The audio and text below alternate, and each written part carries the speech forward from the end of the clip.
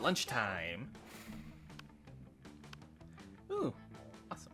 Oh, hey, look, both of them are again at the same place. Hey. You watch Zoe watching Polly with increasing intensity. Hey, Polly, I have a question. Hey, boo.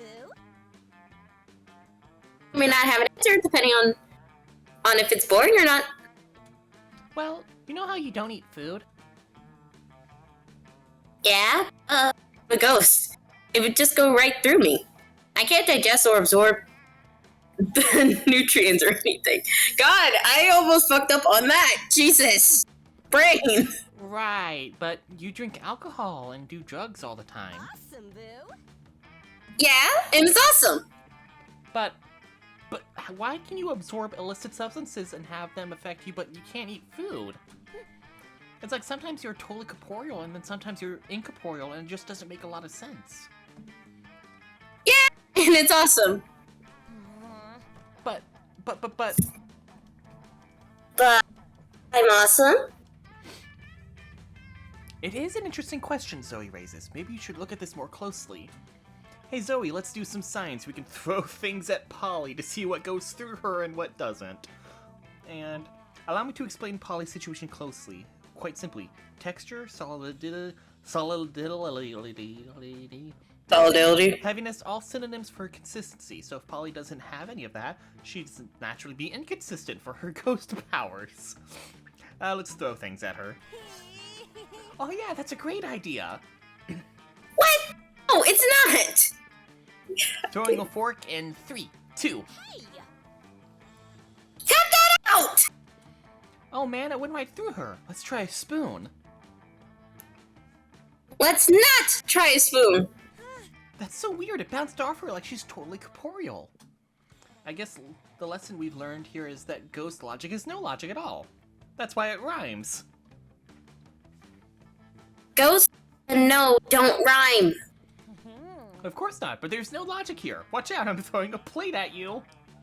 You and Zoe have Jesus. a great time. You and Zoe have a great time throwing things at Polly and watching there be no logic in this game. The game, of course, being throw things at Polly. Wink. All right. Poor guys. Who do you want to I go forgot. The cat is a shop, right? The cat is the shop, yes. Okay. But honestly, if you want to try to go for Vera, you need like I know one thing, you need a lot of money. Oh Jesus, yeah. So that might be what my next stat is. Yeah, let's go talk to Damien and Vera again. You find Damien and Vera hunched over a scale model of Spooky National Bank, made of milk cartons, lunch trays, and ketchup packets. Alright, we'll go through the side entrance, disable the alarms with an EMP, and blow the safe. Why don't we just blow up the side entrance, blow up the alarms, and blow up the safe? I love that outfit on him. Yeah, that does look very good. I also love the kanji fire gold chain. Yeah! Funnily enough, it's the Red Ranger symbol too in Samurai. Oh yeah? Yeah. Because we only have so much C4, Damien. That sounds like a personal problem. What's this thing? Damien points at the kosher dill pickle in front of the vault labeled Police Ogre. That's the Police Ogre. He's got eyes all the way around his head, never sleeps, doesn't take bribes, and is invincible in combat. Can we blow him up? No, we can't blow him up. We need to find a way around him. Oh no. Well, I'm out of ideas. Yo, Rory, we'll cut you in on the heist if you can solve this ogre problem for us. Luckily, you're a heist mastermind. Before Vera or Damien can react, you rob the bank yourself and split the money with Vera, or eat the pickle. First one. Quick as a flash, you take a cab over to the bank, walk in front of the door, fist bump the police ogre, and walk out with all the money. How? How? You ride back to school and dump half the money out on the table, totally burying their shitty scale model of the bank. What? How? You That's what I'm asking. You explain that you and the police ogre go to the same salsa dancing class. Oh, fucking K. Taking advantage of personal friendships for illicit profit? I never respected you more. I assume this pile of money and gold ingots is my share? You nod sexily. God, no, God. Hey, where's my cut? Fuck you, Damien. I've got your cut right here, interloper. Varys stabs Damien with one of the irresponsibly sharp butter knives the school cafeteria provides. You've never been more turned on.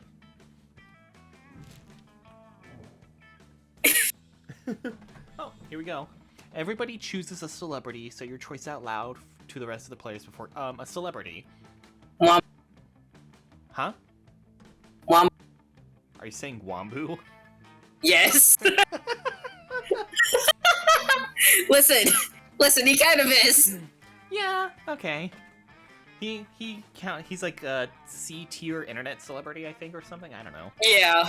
Internet celebrity in this case. Okay, then I'll pick Brian David Gilbert. Ooh, okay. Place order is decided based on how likely it is that the selected celebrity is secretly a vigilante superhero. Both of these can be fucking debatable. Okay, the real question is who would be the funnier option? Wombu.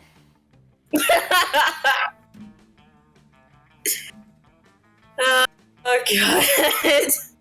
No, actually, I can totally see Wombu has some suits. I mean, he is a chandelier. Yeah, that's true. So he's already got the fire powers down pat. That's hilarious. All right. Okay, and money is the library, right? Yes, it is. Okay, I'll go to the library. You spend some time on the library PCs, mining some bitcoins. This is supposed to have something to do with solving algorithms and the rise of cryptocurrency, but you guess that nobody actually has any fucking idea how it really works. Anyway, Fair. You gain 2 bitcoins, which is equal to $2 million, which unfortunately is equal to 2 monster dollars, so plus 2 money? Later, you see Vera cackling to herself in the hallway, which is whatever, but you might as well find out why. Oh no. Just practicing my prom queen acceptance speech in my mind. It's not like the title bears any meaning whatsoever, of course, and I really do consider the whole thing way beneath me. However, considering how much meaning other girls put on it, I can't risk some uppity bitch thinking she's better than I am. Okay. Plus, it's not bad brain. You don't gotta call them out like that, first and foremost. Second of all, you have my utmost respect. Bitches who run for prom queen. Low-key.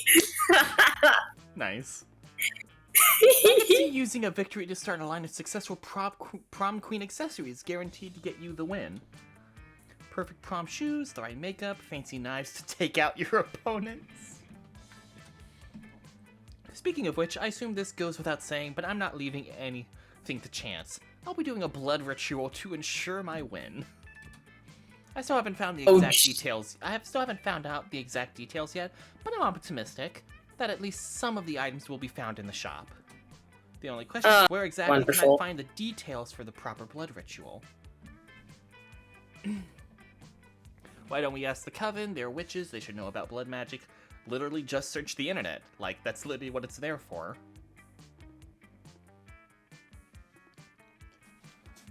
This could be one of two things. Yeah, it's hard to tell which one it is. I was gonna say, I feel like this is a choice between either smarts and charm or smarts and creativity. And I don't know which one is the smarts option. I think... Damn. Hold on. I think the top option would be charm because you would have to talk to the Coven. Oh shit, you're right. So go with the bottom one? Hey, we were right. Okay, we were right. Thank God. Oh, thanks. Good call. Sometimes you get so caught up in the grand scheme of exploiting blood magic to secure a petty victory that you forget about the little things. You and Vera scamper over to the library to put school's computers to good use for once. Oof. For real, does anyone in the school use school resources for educational purposes? No. When do people ever do that? Fair point. I remember in my sophomore year of high school, the majority of the library computers were used for playing Henry Stickmin.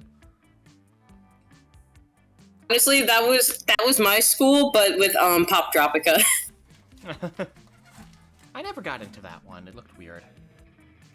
It was a good pastime.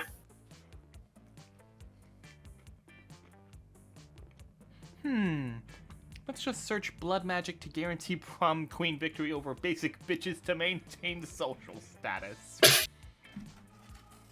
You know, as you do. That's pretty clear, right? Couldn't possibly be clearer. Damn right. Seems like we're gonna need the plum of a former prom queen, the tongue of a goat, and the earrings of an ancient goddess.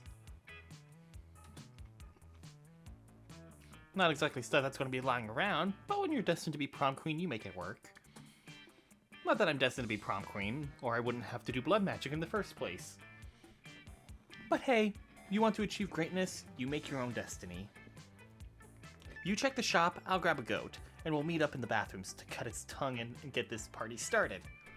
Sounds like a party indeed. You gain +2 fun and +1 smarts. Let's go. Okay, so I have a feeling I do eventually have to go to the shop to get one of the items.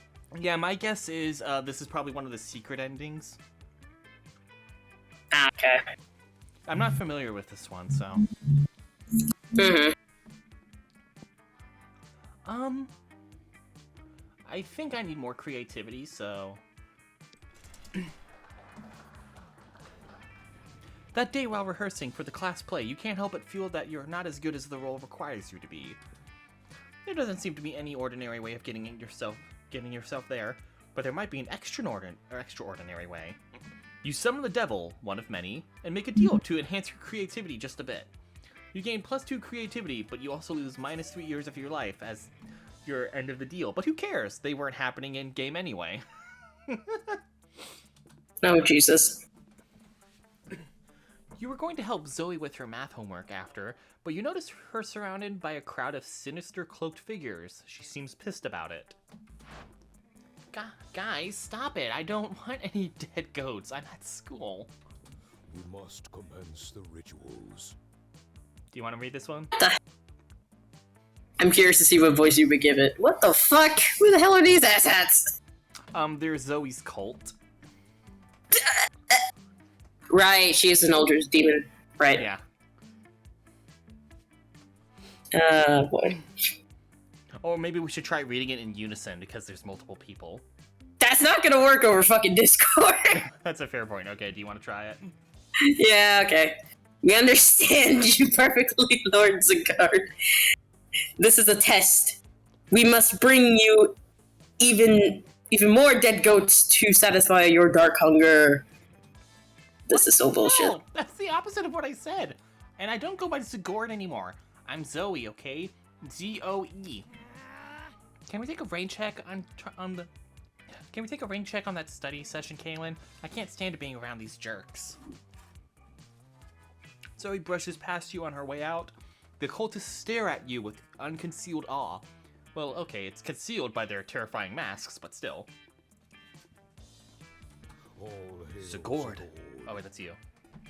Zagord, I addressed you by name, and you didn't go mad with... Oh god, why with pleasure? Why is it with pleasure? What the fuck? Bruh, so many horny people, Jesus fucking Christ. It addressed you almost as if you were an equal. It passed within inches of your frail mortal frame. And what's more, Jesus, it mentioned rain. Could it be that it was referring to the fabled storm of what the fuck? cerebrospinal fluid, which will one day come to quench all sanity. What the fuck? They're cultists. I know they're cultists, but still, this is like, what the fuck?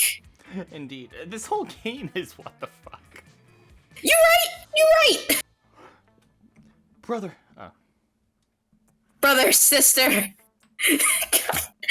I can't read it, I'm laughing so much. Give me a second.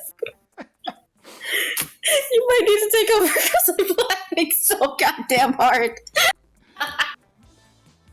Brothers, sisters, bow down before Kaelin, for she is clearly the prophet of Zagord.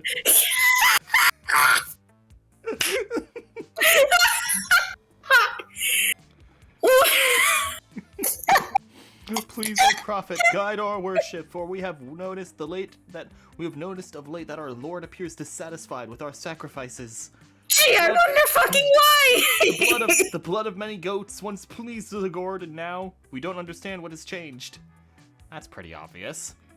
Perhaps, given your special relationship with our incomprehensible master, you could suggest a new sort of sacrifice that would please it? Fuck it, you've got nothing better to do. You decide to be a prophet for the day. You tell them what they should really be sacrificing. It's important to learn from your mistakes, so sacrifice another goat, but write "we're sorry" on the side. Sacrifice your own harmful prejudices. That seems like bold. This seems like creativity, so I think I'll go for this. Yeah. Oh, that was charm. Oh, it's charming. But still works. So most likely it was charm versus bold. But Zagord has never demanded an apology before, only blood and various other unspeakable fluids. God damn it.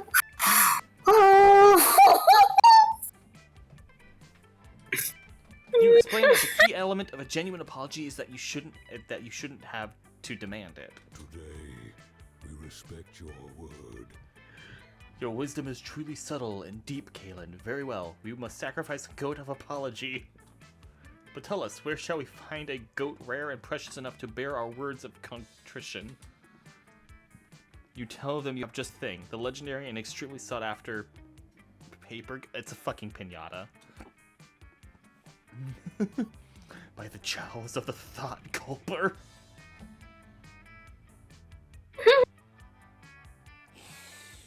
Oh, I love this game. Sweet Irene. This is the most. Wait, what? Did you just say Sweet Irene? Maybe. Like Aphmau Irene? We don't gotta talk about that. Move on. No, I'm just saying I love that series, so hell yeah. Oh yeah, no. If you ever get a chance, you should watch my top 10 Minecraft roleplays. I talk about Aphmau stuff. I will. This is the most unusual goat I've ever seen. It seems to defy all rules of perspective and logic. It's actually a greeting What the card. fuck? It's actually just a greeting card with a goat drawn in front of it, but they don't need to know that. You open it up so that they can print "we're sorry" on the inside in exaggerated gothic script. That seems very fucking specific. Okay then. Hey Kaelin, I realized I forgot my... Oh, these jerks are still around. Do not fret, your fullness. We have prepared for you an apology goat. You guys, what did I say about goats? I don't need any more... Oh. This is actually kind of sweet. Oh no, sweet! Is that... bad? No, it's good. A good start, anyway. There's more to an apology than just saying we're sorry, you know. We do not know. Please instruct us, for our minds are as empty as jars of peanut butter after all the peanut butter has been eaten. What the fuck? Oh, what the hell? Well, you've got to actually commit to behaving better in the future. Like, for one thing, stop calling me Zagord. I'm Zoe. And no more goats. Your words We understand the greatest sacrifice of all is to sacrifice the past. What once was no longer will be. We shall embrace and change and transmutation and dedicate ourselves to the cult of Zoe. Good enough. Not bad for a half hour's work. Maybe you are cut out for this whole cult leader thing. You gain +2 charm and +1 smarts. Hey, Jesus. That weekend, something happens to you. Oh no. Oh no. Hey Rory, you know that feeling you get deep in your 7th stomach? Yes, sure, I guess. That tingling when you know the teaser trailer for the next installment of your favorite franchise is dropping in 70 hours, 8 minutes, and 32 seconds? That is very specific. That warm glowing, this is going to give me so much fanfic inspiration, even if it's only 10 seconds, feeling of giddy excitement and untapped potential? Well, that's how I feel about Kaylin, hell yeah. Eh. But much like a teaser trailer, I feel like there's still so much I need to know. How do I know Kaylin is really the monster for me? Help me out here. Picture this scenario, okay? So, I'm out on an epic adventure with Kaylin, right? And after escaping a near-death situation, we stumble, warily and sweatily and exhausted, to get some well-earned rest at the nearest inn. We're greeted by a gruff, rude innkeeper with the most beautiful butt ever, but before I can fantasize about marrying the innkeeper's butt, he gives us the keys to our... This sounds like something straight out of fucking D&D. She is the D&D player. I know. That's why I know. I'm sorry. No, you're I love her so much. But whoops, it's only one key to only one room. It's the only one left. Which means that through the unlikely series of events, Caitlin and I will be forced to share a bed. What would she do? What would she do? What would she do? An excellent question, thrice over. One deserves an equally excellent answer. I think I'm gonna go with the first one. Do you want to read it out? Nah. Okay. For the sake of it, Kaylin would blush deeply and shyly, respectfully, and ask if you are okay with the situation before revealing that she has a rare condition in which all of her clothing disappears the moment before she gets into bed. I love this game. Oh my word. Oh my goodness. Wow. All of her clothes? Like all of them? Oh my god. I'm setting you up. You're fucking welcome. Stop. Thank you. And she would blush first? That's just wow. Yes, okay. We can work with that. Thank you for this very important information, Ori. You're as beautiful as that imaginary innkeeper's imaginary butt. Fucking gay. It's true. And you just got 3 charm from that. Fuck yes! Woo!